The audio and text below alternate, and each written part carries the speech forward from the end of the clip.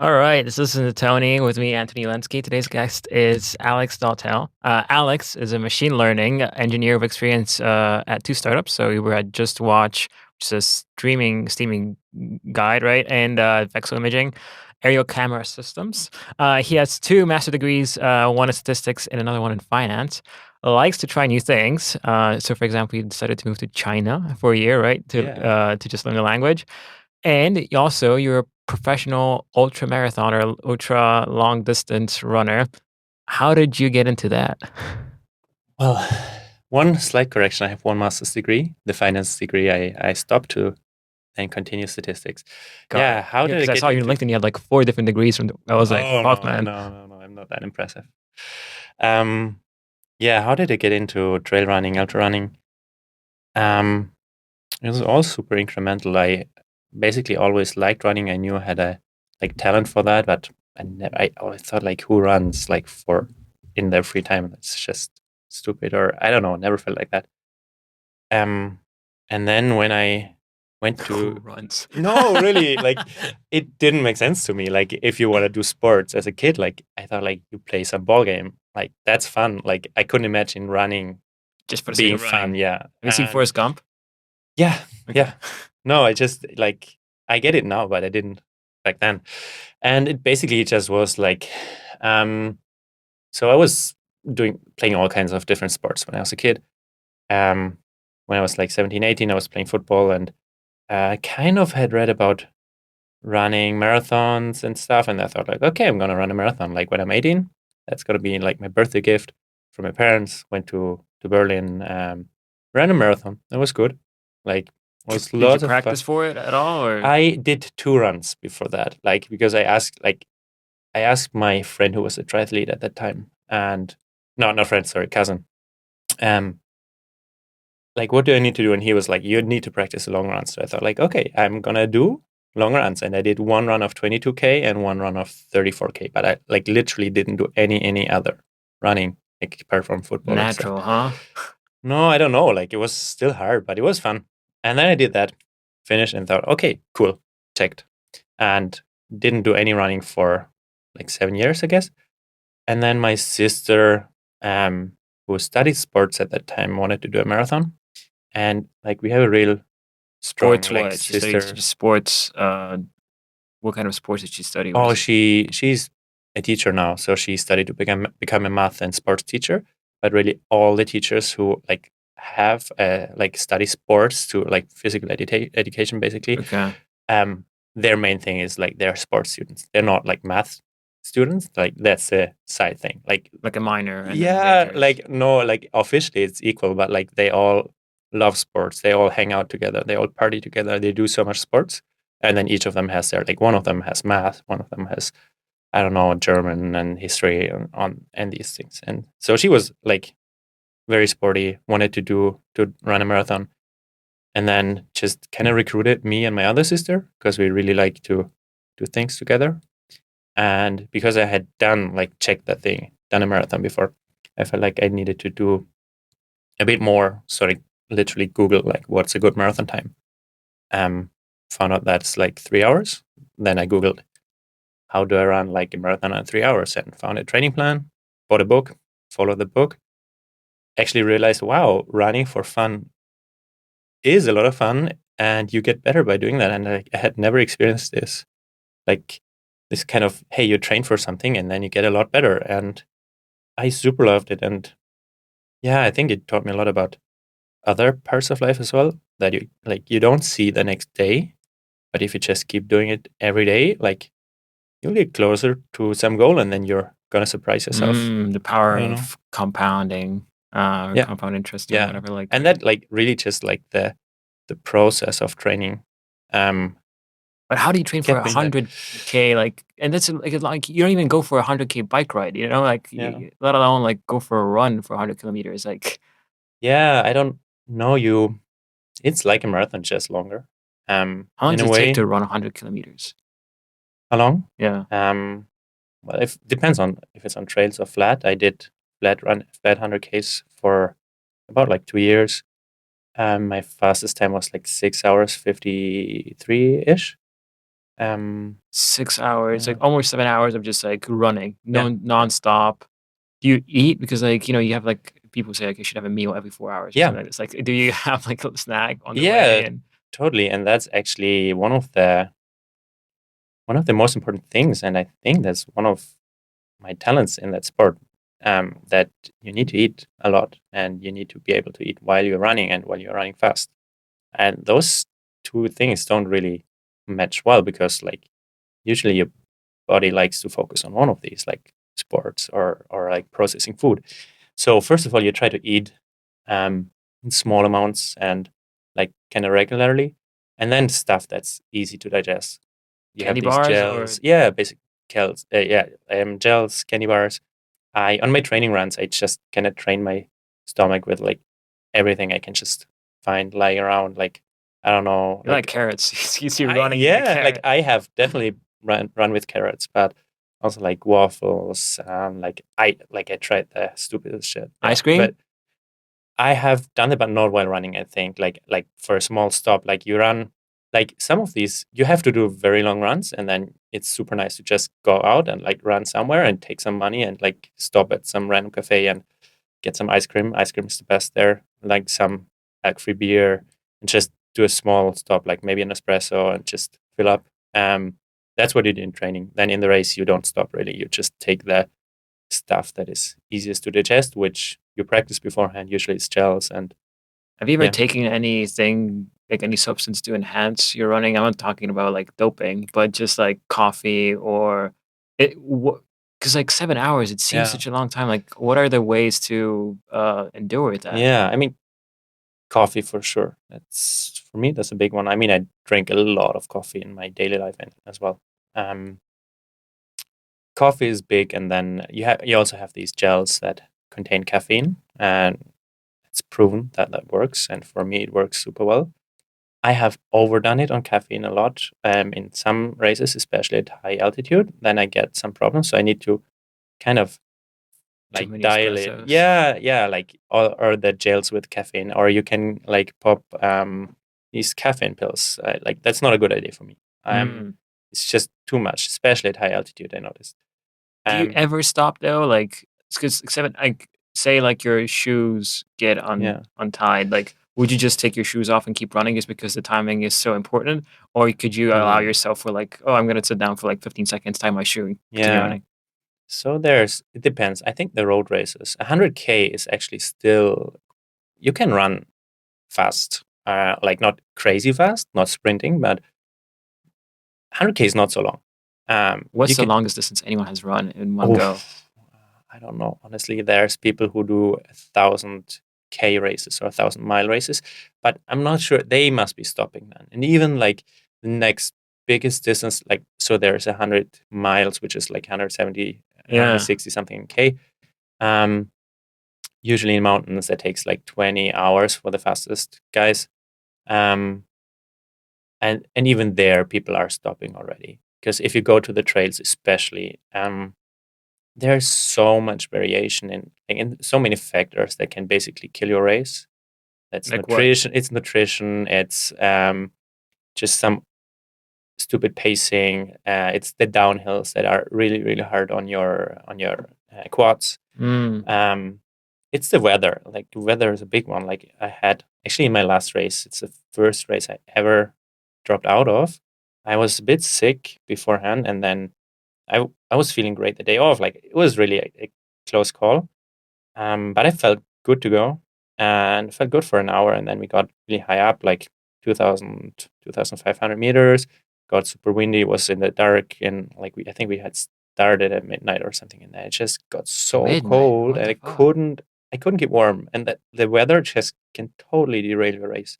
So there are so many things that minutes don't really matter much. Mm. It's like more like 10 minutes matter, but like 40 seconds, 1 minute doesn't matter. But on the road races, 100K road race, you don't stop. You just don't stop. Like, unless, like, I mean, if my shoe breaks or something, I need to stop because, like, running barefoot is just way slower. But in my It's best way slower 100K races, yeah, I would say so. Yeah. because of like the effect of being able to like the sole of the shoe, if it's like elastic, it kind of you bounce off Yeah. quicker. Yeah. I mean, definitely nowadays, like in the last 4 or 5 years, shoes have gotten really, really, really good. So that's a big difference. But even before, like humans are made to run, but humans are made to run like in the savannah and like run in intervals, like run for an hour or two, then rest and then run again.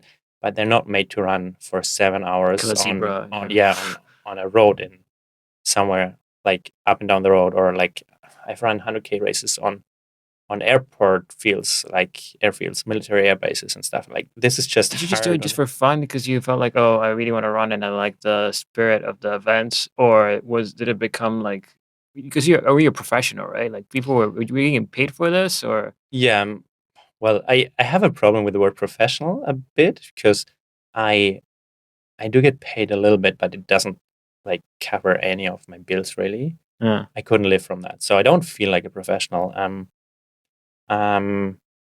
it's more like I mean I'm a good runner, but like there's not so much money in this sport, especially on the in the trail running. I mean it's getting bigger. There's some extremely good people who can live from that, but like what does it mean to be a good runner? yeah, Because I can run, you can run. Like yeah, if we went for a run right now, probably like I don't know if like someone just on the street might not notice any difference, or yeah. would they? Like, how do I spot a good runner? It's like, oh fuck, this guy's good. You need to run a race. I don't think you would see it. I mean, you can probably see at some people that they might not be good runners, but it's also like there's if we run a 5K race, I think here in Berlin, like there's definitely a couple of people that can beat me, like clearly. Um, but I'm good enough to compete with like many, I would say. But then when you go to these ultra distances, there's so much other stuff that I mentioned before. Like one thing is not a lot of people try, obviously. So just by trying, you're already ahead of them. But um, some people try and they just break down. And like I think I'm resilient. I can eat a lot. I like can just be like I'm patient. I don't know. I don't worry too much about things. I just go and do Mm. it, and I know I can finish. I don't know, but like yeah, So is it mainly mindset? Because I get the nutrition part. Mindset is very important. But yeah. if I wanted to become a good runner, like, what does it mean to be a good runner? Um, What's like a technique, or what's like the thing? Because you know how to be an incredible jiu-jitsu fighter because there are all yeah, these belts and you yeah, kind of all these different tricks and how to. yeah. I don't have a universal answer for that. I think my way of doing that was just slowly getting into running and then just running a lot, running every day. And it's tricky because a lot of people ask me like, "Oh, like what what should I do to my running form? Like how should I move my feet? Like what I might look at video of my running?" And um, I Should think I go and step on the hill or with the yeah, I toes? mean that is those are all valid questions, but my own answer is always like just try to run as much as you can. Be careful with like ramping up. That is super, super tricky because like people are super motivated and they want to run every day and that breaks them. But like if you go and run once a week, then twice a week, then 3 times a week, and like after half a year, you run like 6 times a week, maybe 7 times a week, then you start running twice a day. Like you can scale this up a lot, but you have to be slow. And then like once you are actually doing that all the time, your body just optimizes for that.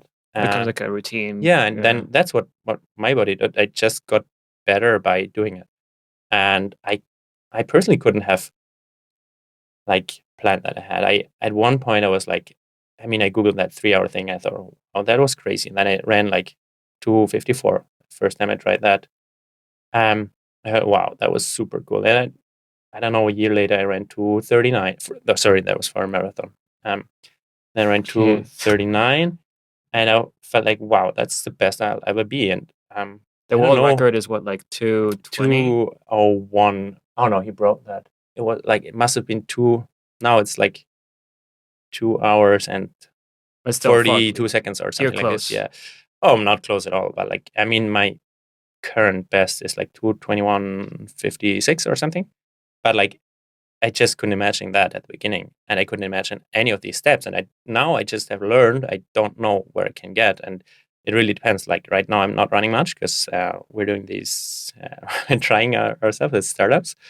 Um, but yeah, I just don't know where the limit is. And you just go and try and see where that leads you. That's the only advice I can really get. And I mean, I'm a certified running coach, and I learned all these things like, oh, what happens in your body, what do you need to do? And my advice is still like, just go out and run a little bit more than you're doing right now, and then run a little bit more than that, and then run a little bit more than that, and just try to understand your body. And it's not the advice people want to hear, but that's the only one that I have, because that's the only thing I did.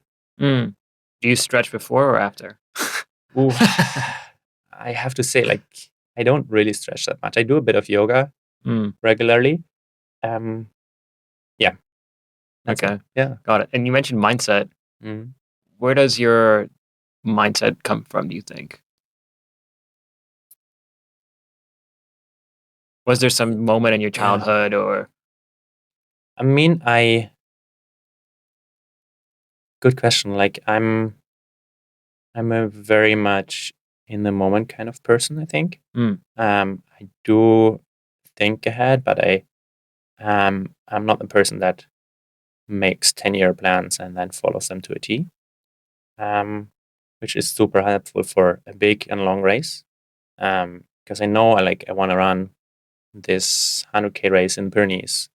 But the only thing I'm thinking about is like, okay, I'm gonna get up to that first aid station after 5K or something, and or like I have a like at every point in time, I'm like, it's pretty clear what I'm trying to do. I'm trying to follow this guy, or I'm trying to like just keep always have the running and enemy? yeah, just keep running, like preserve as much energy as I can. Like I have like I'm not thinking so big in these moments. I'm just thinking about the moment. And Do you I'm not sure where that comes from. listen Yeah. to music when you're running or podcasts? I do sometimes, but also very, very often I just don't listen to anything. And then it's really just I process a lot of thoughts that I have in my other job or jobs during the day, and then Mm. that's amazing. And I love to run with people, just talk a lot. Did you ever try to like, yeah, you said talk to people when you're running. Did you ever try to mind fuck your competition? Like, say you're running on a ultra marathon and you just say like, hey, like, because you're running next to this Yeah, person like for hours, right? You're yeah, kind of very close to each other. yeah. Did you ever go like, hey, like, I like your T-shirt? Mm. I would say yes, but probably not to try to do it in a mean way or something. But like I remember Mm. like some people, I like the ultra running community and trail running community. Like it's uh, it's still kind of small. People are super super nice. Um, so you're all kind of friends in some way. Um, but also I have had experiences where it's like just trying to make it hard. If I was running against someone specifically, I'm trying to make it hard for them. If I'm competing with them, like in a competition, I'm trying to annoy them by like being on their heels all the time, and then I don't know, never let the gap open or something. Or when I open a gap, then or when I go in front, then pushing it more than they want. Just I don't know. But like I think it's all fun, and then I think the longer the races get, the less that really matters, because it's Mm. so much about like then you don't usually sprint for a finish line in a 100K race. Yeah. Yeah, That being said, do you have I just thought about, like, the idea of giving up, right? You cannot give up in a race like this or, yeah, like and it's so long, and it's like you probably think a lot about like, you have these moments where your yeah, body or your mind is trying to trick you into yeah, saying like, "Hey, Alex, just, like, let it go, yeah, relax." Um, and you over the years, you probably taught yourself not to and, like, yeah, just power through. Do you apply that now that you are trying to build something? yeah, Is it also kind of sometimes just like, "Hey, I'm just gonna do this because it has to be done," yeah, or in any other facet of your life? yeah, yeah. That's an extremely relevant question, because I would say for running, what really helps not giving up is just not having that option. It's just like in your mind, Mm. like it's clear you're gonna finish that. It's not an option. And I always thought like, um, yeah, it never really crossed my mind. It sucks. It hurts. Like you have blisters everywhere, but you're not thinking about like, oh, where can I stop? You're thinking about like, how do I get through this race as quick as possible, or like with as little pain as possible. Um, but there it helps that this is a clearly defined either distance or time. So you're running this race and you just get to the finish line. With the startup thing here, it's a bit more tricky because you don't know when this ends. You don't know how long it goes. And I've actually had a situation right now where I was like the last week. So we're doing this startup program here, and we're trying out different teams, different products, different ideas, I Shout guess. out to Entrepreneur First. Yeah. And no, I was at a point where I was like, do I want to continue doing this, or do I actually want to like sit down, get back to the drawing board, and like kind of design my life from not from scratch, but from where I'm now? And like, do I want to design, like, think about this more? Do I actually want to go that venture route and do this? Because like when you go into team with someone else, it's not like you're working for 6 weeks or 6 months or a year, and then Yeah. you're getting out. So this is more like a thing with like, you don't know how long it goes, and hopefully it continues for a very long time. And I think a trick for that would be to like split it up into finite Having some parts. milestones. Yeah, having some milestones, like, okay, over Christmas maybe reflect a bit and figure out like, are we on the right track and all this. But like, it's a bit different, I think. But also I have no experience in building companies yet, so I'll take it What as is I your go. experience? Because you've been at startups and you're doing machine learning, yet you haven't studied machine learning. I also wanted to ask you about that. Like, Yeah. having studied statistics, how did you make a transition to becoming a machine learning engineer? Yeah.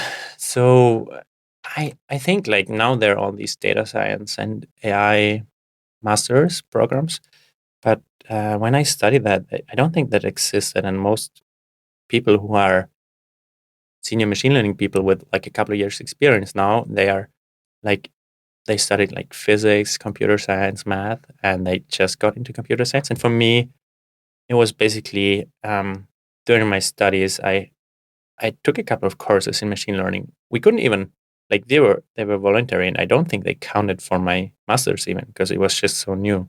Mm. Um, When was but that? Like 2010s? yeah, 2014, 15, I think, Okay. or something. And I mean, it wasn't crazy new, but like, it Yeah, wasn't really still. applied anywhere so much. And then I thought that was super interesting, and I did like a competition, a machine learning competition with other students and other friends. How does a machine learning competition look like? Oh yeah, I mean, usually you get a bunch of data and a task. Like for us, it was like we had data from like shopping data from a big online merchant or online store, and then we had some. They had sent out a couple of coupons, and our task was to predict 4 things, like the likelihood that each coupon would be used by a specific customer, and for how much total value they would shop at that store, which is basically a model of like predicting demand. And you get lots of data, and then the institution that runs the competition they have the ground truth, and you create a model that predicts something, and you submit your predictions, and then usually the team with the best or closest submission wins. Mm. And yeah, what we did, but I think we were like 10, 11 people. None of us had any experience in machine learning. But we were super motivated, and like we split up the task and like just went crazy, put in a lot of work, had a lot of luck, and then won the whole thing. It was like a worldwide competition between university groups, and yeah, I don't know.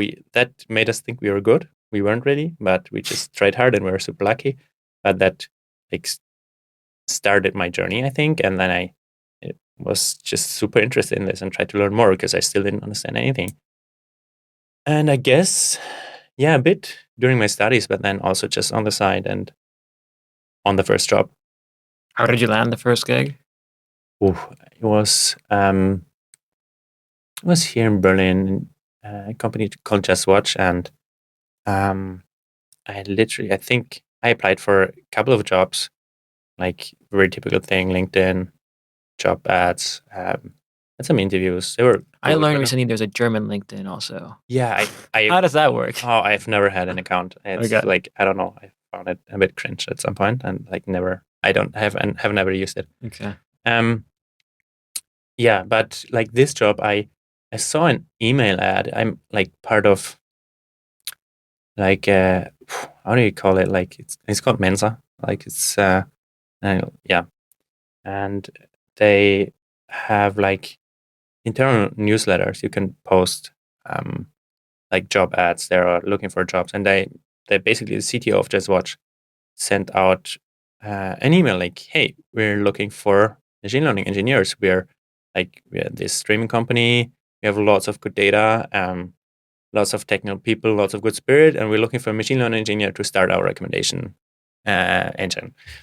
And I thought that was a super nice and fresh email, like just not the typical job ad. So I mailed him back, met him, and then I knew I wanted to work for this guy, and he wanted me. So that was very easy, but it was super, super cool. I learned so much on that job. That was just lucky. Why do you say work for this guy versus working with this guy? Oh, maybe it was working with this guy. I don't know. I guess four because it was my boss. I Hmm. don't know.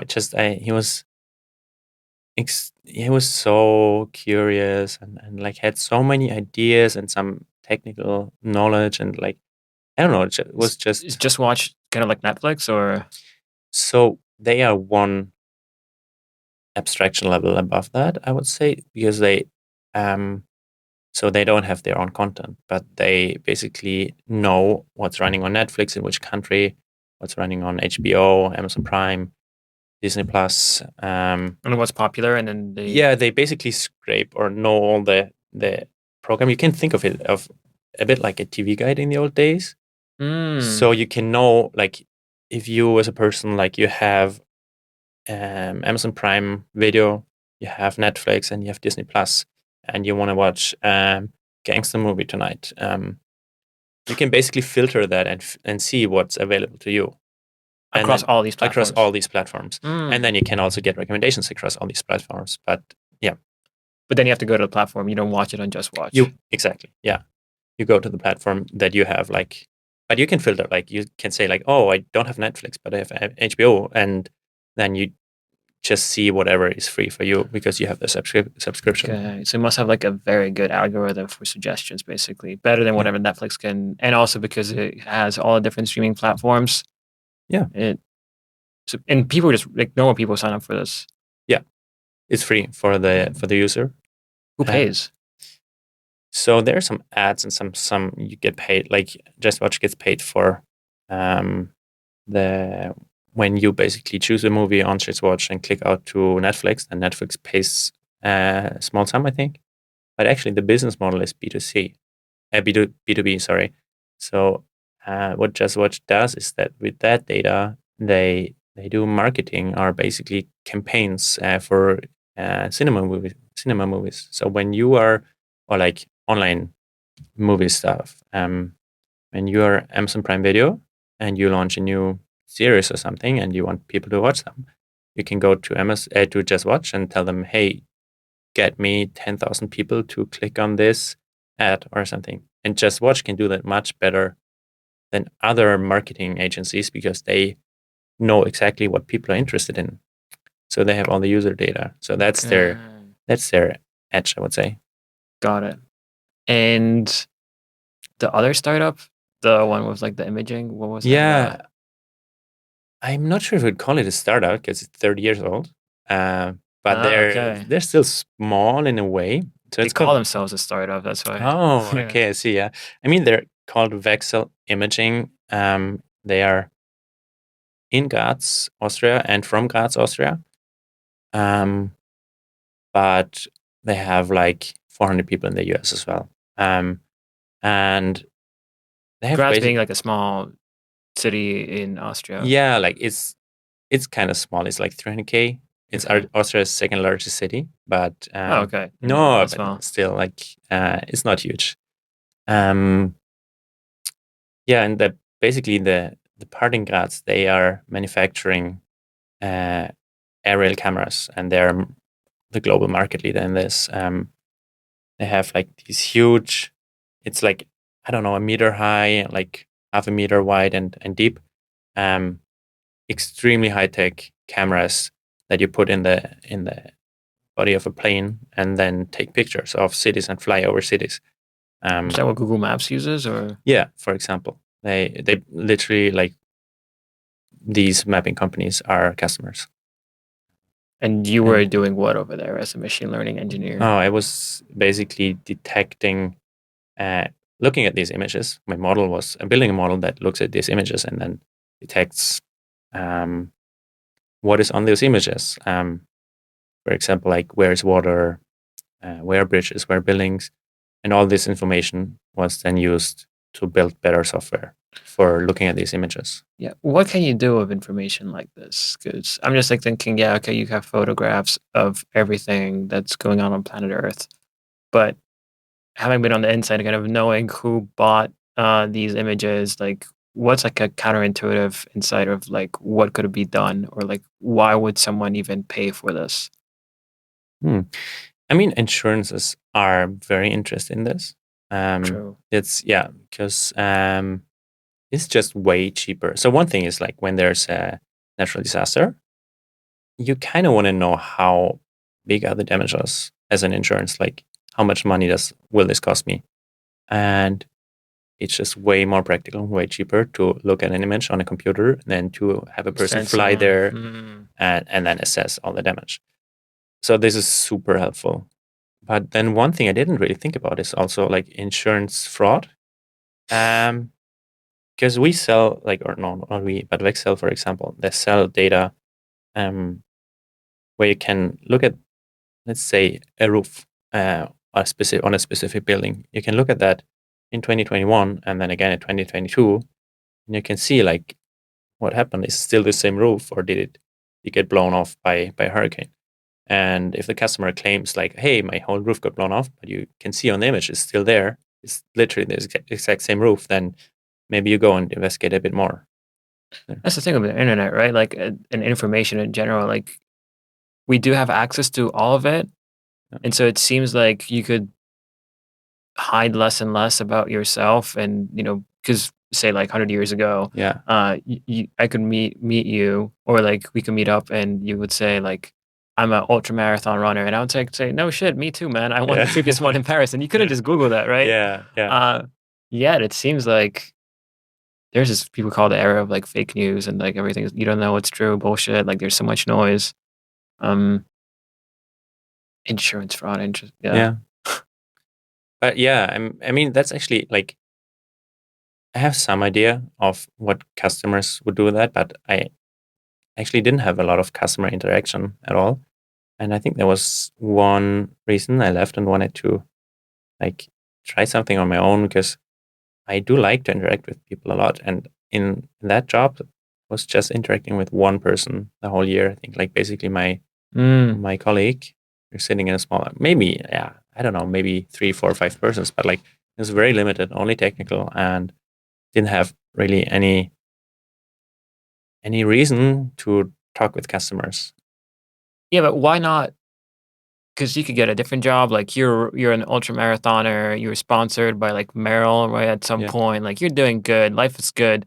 Why do you make the decision to build something on your own, right? And, like, resetting your life, and also, like, making a decision that's, like, because you have to it's way easier to be on autopilot, you know what I yeah, mean? Like, you find another gig, it's interesting, pays the bills, yeah, you're growing, you have time to do your side, hobbies. yeah, And then suddenly you quit everything, and you're at this program called Entrepreneur First, and you're trying new things. It's kind of stressful. Like it's all over. Like the realm of possibilities is fucking unlimited. Yeah. But at some point you need to make that decision and like Yeah. commit. Yeah. I mean, yeah, I think the easy answer is like autopilot is the worst for me. Like I get I so mean, clearly demotivated. not because helped you win a lot of ultra marathons. Like that's what made you so good, right? Yeah. Autopilot. Yeah, yeah, but like I don't know, like just knowing what's going to happen is the worst for me. Really, I I don't know. Like when I finished school, I didn't know at all what I wanted to do. I just knew I didn't want to be a teacher or a doctor because these are two things that like you study them once and then I thought at least Mm. that's what you're gonna do for the rest of your life. Even though I would love teaching, I think, but like You I can don't still know. do it. You can start like your own YouTube Yeah, channel and like yeah, ML with Alex or yeah. It's kind of going into the direction we're pursuing right now a bit. Like not ML with Alex, but what are you maybe pursuing right now? it was very very early. I think Steven and me we're looking at kind of ed tech for like bringing AI and ML knowledge to product designers. Mm. But like we literally started working on that today, so I Okay. won't promise anything. Okay. Keep it Yeah, down low. yeah, But you did work for a while on synthetic biology. Is that correct? Like initially? yeah. Or like we um try to see if there are. So it was Nick and me, like another software developer, um, and we just got a lot. Like we got hyped for uh, synthetic biology and the people that we talked to. Like, and we wanted to see if there's some software we can build to make uh, to help progress that field and help like make collaboration faster or standardization faster. Because like um, we obviously none of us has a bio background, and I think that was the problem in the end a bit to really understand the problem in the Did you customer. think you could have But jumped into that just as like you jumped into machine learning? Like if you enjoy it or like you think it's interesting, you could have upskill yourself to the level yeah, of okay. yeah, I think like I I definitely think that would have been possible, and I think that is possible for sure. Um, but not within time frame of EF, which is very quick pace, and you try to show something after a couple of weeks. Um, but I found this extremely attractive to like this was a chance to learn something new, both like building a company and then by doing that, like understanding these people and this bio world, which I really had no idea of. Um, I don't know. That was very cool. The people were extremely helpful. People were super, super, I guess, like craving for a software experience. Like a lot of people told us, like, wow, there's definitely a big need for commercial grade software development in biotech in general, but also synthetic biology in specific. I guess the problem for Nick and me was that we couldn't totally nail down what the specific problem would be because I think everything we didn't understand the field well enough How did yet. you go about it? What's the process? So it's Nick and Yeah, you, both smart guys, see there is an issue in the field. yeah. How do you even start? Just talked to a lot of people. Like we found the relevant Slack channels and then messaged everybody that was online.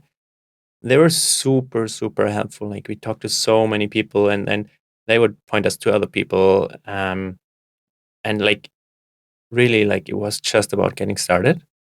Um, to to get like an in into that industry. I mean, obviously we're not doing it right now, so there was something missing.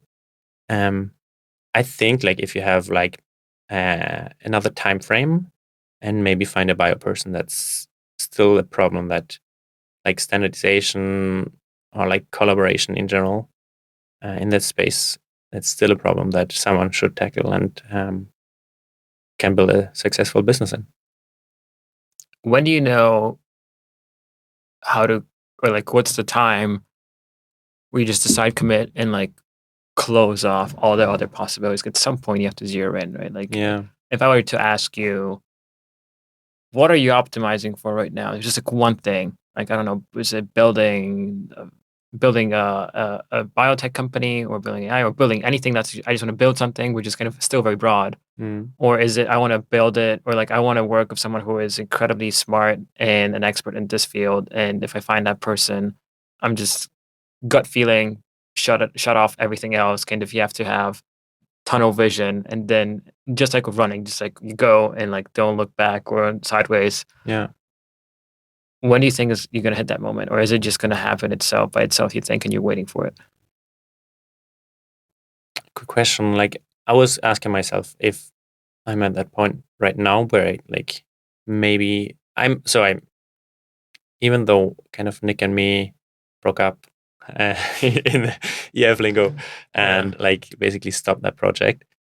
I just loved talking to these bio people so much that I really considered like doing that. And I was asking myself like, am I at that point where I'm ready to go all in, find a bio co-founder, and then just do that for try that at least for a year. Mm. I'm not. I'm working something different right now. And right now it's I think smaller scale. We just started working together today. We have like mid of January, early January, we have like an investment committee coming up. So it's like a very short time frame, and for now it's just like I guess figuring out like what's the minimum thing we want to show there and how do we get there. I get that, but I also fall into that trap. Like, why would you do something if you already know that there's something else in the future that you really want to do? Well, I don't. So Mm. I wasn't like if I was 100% sure that I wanted to found a biotech software startup, I would have done that, and I would have like decided that's the thing I want to do. I'm gonna take the time. I'm gonna find the right person, and I'm gonna give it a shot. I wasn't certain enough. Otherwise, I would have done that. And yeah, so now I'm using EF to kick something off that could become the next thing that I pursue for a long time. I don't know. Fair. With that synthetic biology problem space, what exactly is the problem? I didn't get that actually. Well, that's why we split up because we couldn't nail it down. I think that like very abstract problem I would say is so there's a lot of people working on genomics, synthetic biology, these things. Maybe said earlier, what is synthetic biology? Well, you'd have to ask a biology person. I think the way I understood it is basically it's the concept of engineering genes and biology the way you would engineer software code. So you can take cells and basically design on the computer or on your mind the eye color of your kid, for example. Yeah. Oh, okay. But also like super useful stuff. Like you could design biological organisms to manufacture whatever you need, or you can design like one EF company is doing that. They're basically taking a plant and kind of like redesigning it a little bit to filter out more volatile organic compounds from the air and like clean the air more efficient than plants do that. And you can basically, you can design biology and then implement it. I think that's super far off, and there are obviously a lot of ethical considerations about that. But there's so much potential for positive change. Like it's kind of crazy, but like from what we then understood is the field is extremely like splintered, and there are not so many labs actually working on that, and each lab has their own kind of preferred working modes. And they're not like it's not like in software engineering where you can work at and Google and then easily go to GitHub, then go to I don't know Microsoft, and then you're basically working in the same language. Some of the management tools might change a bit, but like you could just if you're writing software here, you can write software there in principle. And I think it's not that easy in synthetic biology or in biology in general, genetic engineering, whatever you call it, because they don't really have standardized tools, and because also biology is messy. Like it's not like computers where everything is always the same, ideally. But really, I'm like probably the wrong person to talk about this in depth because I realized I don't understand that. Got it. You have experience in like partnering up with someone, right? Choosing a co-founder and also kind of deciding like, this is something not for me. And we just discussed this with the problem with space that you delved into with Nick. What are the criteria for you? Like, how do you choose a person you would build a business with? Yeah. Is it gut feeling? Like, it's just like, I feel like this person, I see them, I like them. Like, gut feeling is, I think, a requirement for me. A lot of decisions I think that I need to have a good gut feeling with the person. I need to kind of vibe with the person. And then I think, so that kind of limits the space already, right? And you're going to get people that you would like to spend your time with. And then within these people, I look for skills that I find impressive. Like, I don't know, different things like just like kind of a doer attitude, people like just doing things, people who are very, very determined, people who can like kind of have this systems thinking and can understand whole systems and quickly realize like, okay, this is the system we are living, like we are moving in, and this is what you need to solve right now. I guess I'm looking for complementary skills for someone who is very good at like focusing on the important things, because I don't know, I'm super curious, and like I have a lot of I love to get in a lot into my head and then also get out a lot, and like sometimes I just get lost in the vast space of information and all that's out there, and it's super helpful when someone can like bring me back to the someone mentioned like they even got like a nice rec letter on LinkedIn from one of your coworkers at Just Watch, saying that Alex is like super creative. And what does it mean to be creative for you? Ooh, I don't know. Like I notice it's actually like I might not be that great in like coming up with ideas from scratch on a blank sheet of paper. But that's not creativity. I mean, it might be for some, but like the definite, or like there's this book called Creativity and Flow. There's like a long title of it's written by a psychologist. He has like a very hard name to pronounce, like Michael something. Starts with a C. Mikhail Csikszentmihalyi.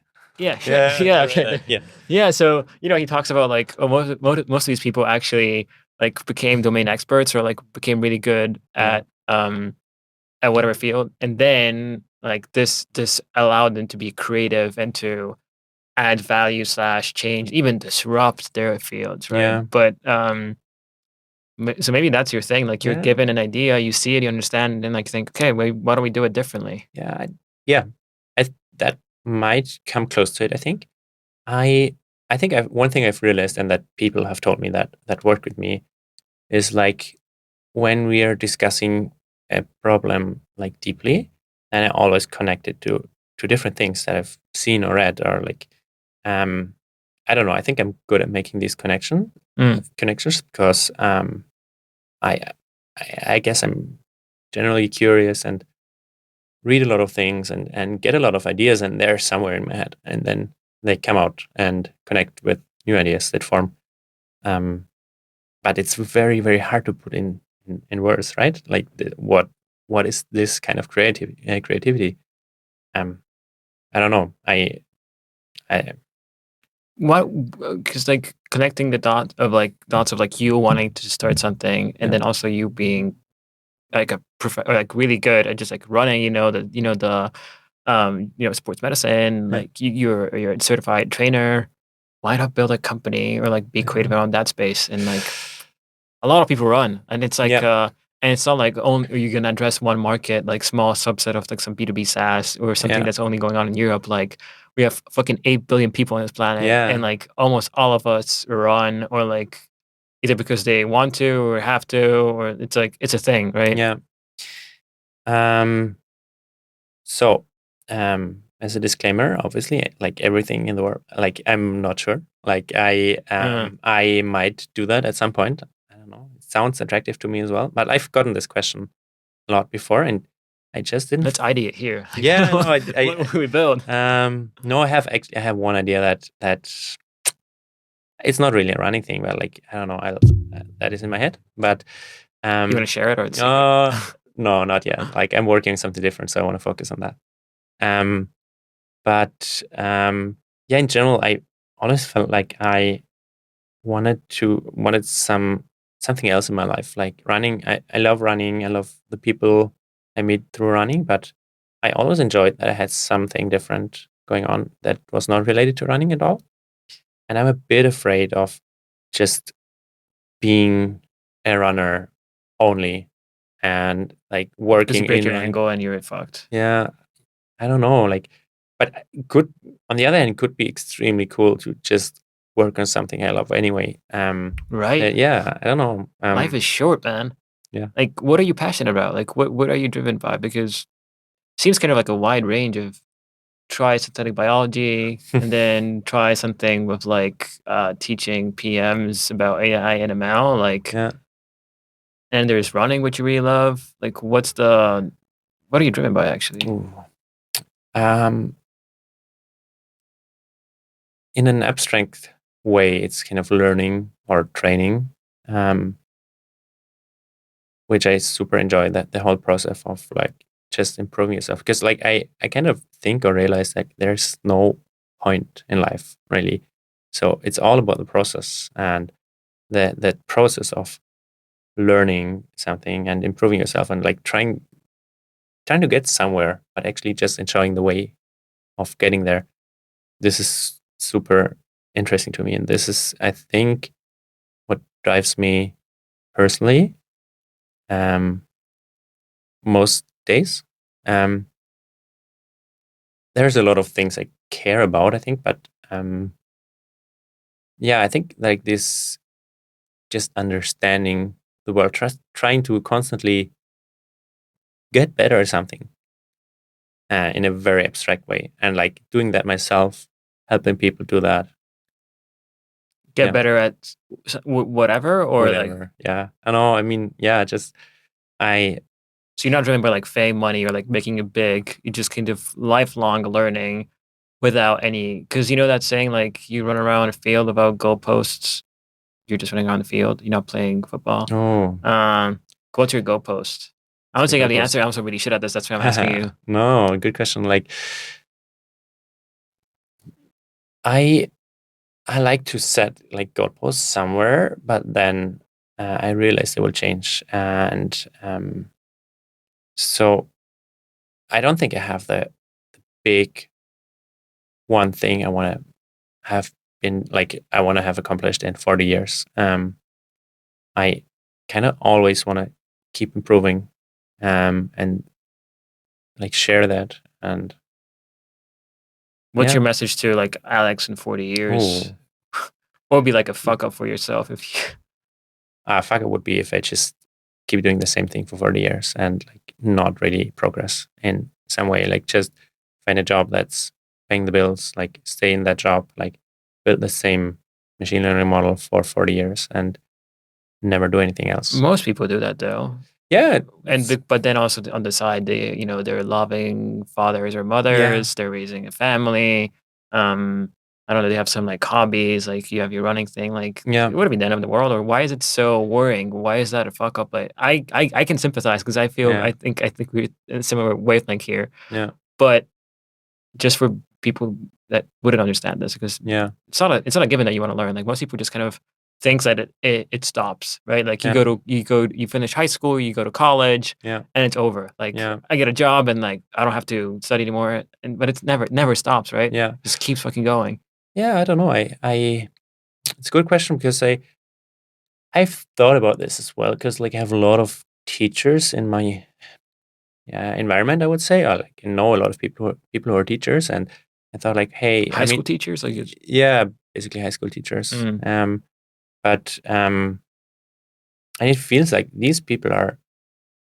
I super love them, and um, they're basically doing the same job for 40 years. I mean, you have to like you get to talk to new people all the time, which is quite different from mm, building the same model, which doesn't really respond to you all the time. Um, but then I feel like they are building their life like outside of their job, and which is a super valid way of like learning, evolving, or enjoying life in some way. Um, I don't know. For me, I just I want to spend, I want to explore different things, lots of different things in my life, and I don't know. It's life is so big. I would be shit, sad if it man, just shit. Because yeah. I feel exactly the same. I thought you would have an Yeah. answer for me, but No, no. I don't think people who feel like this have an answer for that. I guess we just have to figure it out Yeah. ourselves. And check in like yeah, I guess 40 years we can talk Yeah. again. Yeah. Yeah. Let's do that. What's your advice for yourself then, or like for people out there? Because you have some experience and some accomplishments, Mm. and even though you have this kind of like searching and don't have the right answers yourself, maybe there is at least one guiding principle or something you figured out already that helps you. Mm. I don't. I mean, I like. What would you tell to Alex 10 I years mean, ago? what I realized is this like it really helps to make some progress like on a daily basis somehow. Even if you don't know where you're going, just um you can feel what's worthwhile doing and what's not. Mm, And if you set up like for me, it really helped me set up kind of a system where I make sure I keep learning. I have like my girlfriend always makes a lot of fun of me for like all these tools that I have. I don't know. I have there's a tool called Beeminder, which kind of steers my day a bit or like my week at least. I can set up. Um, I don't know. For example, I have it basically you set goals for yourself, and then this kind of keeps you on track because if you don't follow the goals and if you don't make progress on them, you pay money to them. And it's a very easy way to trick yourself. And I'm like, I think all my life I've tried to look for ways to trick myself into doing what I want to do. And so I set up these systems and basically make sure I mean, this specific goal is like I learn, I don't know how many it is, like maybe 10 new flashcards a day, which is not a lot at all. But then over time, like I think I'm at 9,000 flashcards that I have like long term remembered now in like different, like it's languages, it's whatever I want to learn, like really like what do you use? Brainscape? I use Anki. That's Okay. like an open source software, and just study that daily. I use it for languages, use it for EF stuff. Like I read the Mom Test, which is like a Yeah. book about like talking to customers, and then I put in some information in flashcards and try to remember that and um, You just use it on your whatever. phone, like I don't Yeah, know. both the phone and You the just laptop. flip Yeah, cards in the morning and then exactly. And that's like one of these things that I just try to make sure I keep making progress in some way, and it's all building up. And then fuck. Yeah. nothing is like forever. But if you don't know what you're gonna do that day, at least you're gonna do something. And like I don't know. I studied Chinese at some point, for example. Right. You're there went for a But year. yeah. But I'm not studying Chinese right now. It's not that important in my life. I have like a deck, but like right now I don't see any way where I use it, and like I have so many other things going on. But it's somewhere there. I can bring it back, I'm sure. But like if you commit to something right now, it doesn't mean you have to be doing it in 40 years. But like I don't see that 1 year of learning Chinese as a waste at all. Like Totally. it was making progress somewhere and brought me it actually totally changed my trajectory because before going to China, I had like a master's degree lined up that was in what was it called? Finance and information management, like super high profile degree in Munich. Um, and all the people I know that did this, basically, they went into, uh, yeah, kind of IT consultant type High of paying jobs. jobs, yeah. Very, very quickly, like very good jobs at 24, 25. And I, on the other hand, like had this um, admission, which was all I wanted before I went to China. Then I went to China, and then in the time I kind of thought about other stuff, saw other stuff, applied for a different master's in Copenhagen, tried this, didn't like it, then went to study statistics, found machine learning, like like totally changed Mm, everything. And I'm very happy that it did, even though I couldn't have predicted that. So if you can just like keep challenging yourself, keep making progress, I think that's the advice basically. That will lead to something you don't know what, but it'll bring you totally, somewhere. man. Yeah. Power of compound interest. Yeah. Yeah. The power of compounding interest. I learned this through running. Man, this was I'm curious where we're gonna end up because I think we both kind of have that spirit of just like exploring, like being Yeah. explorers of life. Yeah. So I guess good luck. Yeah. Thanks so much. Cheers. Cool. Cheers.